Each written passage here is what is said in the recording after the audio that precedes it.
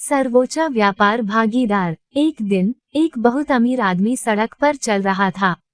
रास्ते में उसने फुटपाथ पर एक भिखारी को देखा। अमीर आदमी ने भिखारी पर दया की और पूछा, तुम भिखारी कैसे बन गए? भिखारी ने कहा, सर, मैं 1 साल से नौकरी के लिए आवेदन कर रहा हूँ, लेकिन मुझे कोई नौकरी नहीं मिली। आप एक अमीर आदमी की तरह दिखते हैं। सर, अगर आप मुझे नौकरी देंगे तो मैं भीख मांगना बंद कर दूंगा। अमीर आदमी मुस्कुराया और कहा, मैं आपकी मदद करना चाहता हूँ, लेकिन मैं आपको नौकरी नहीं दूंगा। मैं कुछ बेहतर करूंगा। मैं चाहता हूँ कि आप मेरे व्यापार भागीदार बने। चलो साथ मिलकर कोई व्यापार शुरू करते हैं। भिखारी ने जोर से पलकें झपकाईं। उसे समझ में नहीं आया कि बूढ़ा आदमी क्या कह रहा था।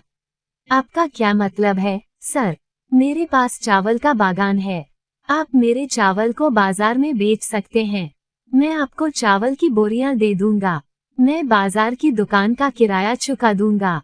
आपको बस मेरा चावल बेचना है, और महीने के अंत में बिजनेस पार्टनर के तौर पर हम मुनाफे में हिस्सा लेंगे।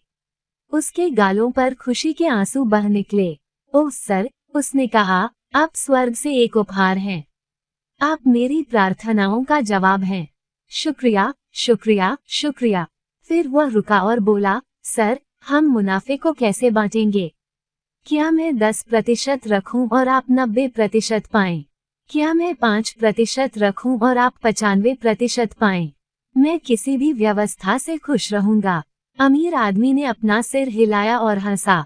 नहीं, मैं चाहता हूं कि तुम मुझे 10% दो और तुम 90% अपने पास रखो। एक पल के लिए भिखारी बोल नहीं सका। जब उसने बोलने की कोशिश की तो वह बकवास था। जी, वाह, मेरा मतलब है, उसे अपने कानों पर विश्वास नहीं हुआ। सौदा बहुत ही बेतुका था। धनी आदमी और जोर से हंसा। उसने समझाया, मेरे दोस्त, मुझे पैसे की जरूरत नहीं है। मैं पहले से ही इतना अमीर हूँ जितना तुम कभी सोच भी नहीं सकते। मैं चाहता हूँ कि तुम मुझे अपने मुनाफे का 10% दो, ताकि तुम कृतज्ञता में बढ़ो। भिखारी अपने उपकारकर्ता के सामने घुटने टेक कर बोला, हाँ सर, मैं वही करूँगा जो आप कहेंगे। अभी भी मैं आपके द्वारा मेरे लिए किए गए काम के लिए बहुत आभारी हूँ। और ऐसा ही हुआ। वह भूल जाता है कि आशीर्वाद कहाँ से आया था। हर दिन भिखारी अब थोड़ा बेहतर कपड़े पहनता था और बाजार में चावल बेचने वाली दुकान चलाता था। वह बहुत मेहनत करता था। वह सुबह जल्दी उठता था और रात को देर से सोया। और बिक्री तेज थी, इसलिए भी क्योंकि चावल अच्छी क्वालिटी का था।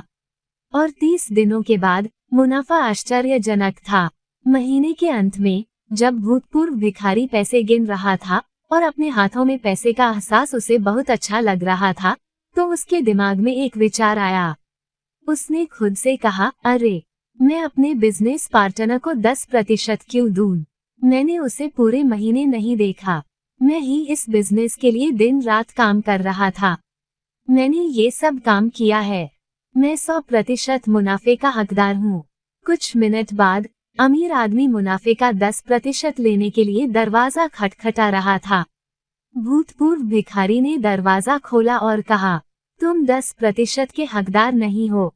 मैंने इसके लिए कड़ी मेहनत की है। मैं इसका पूरा हकदार हूँ। और उसने दरवाजा पटक दिया। अगर तुम उसके बिजनेस पार्टनर होते तो तुम्हें कैसा लगता?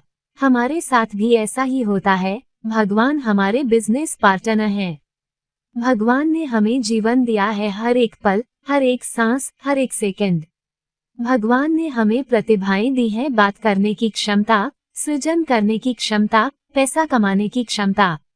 भगवान ने हमें शरीर दिया है, आंखें, कान, मुंह, हाथ, पैर, हृदय। भगवान ने हमें मन दिया है, कल्पना, भावनाएं, तर्क, भाषा। उसके साथ 10% साझा करना कृतज्ञता और शुद्ध प्रेम की अभिव्यक्ति है। ऐसा नहीं है कि उसे इसकी आवश्यकता है। वह कल्पना से परे समृद्ध है।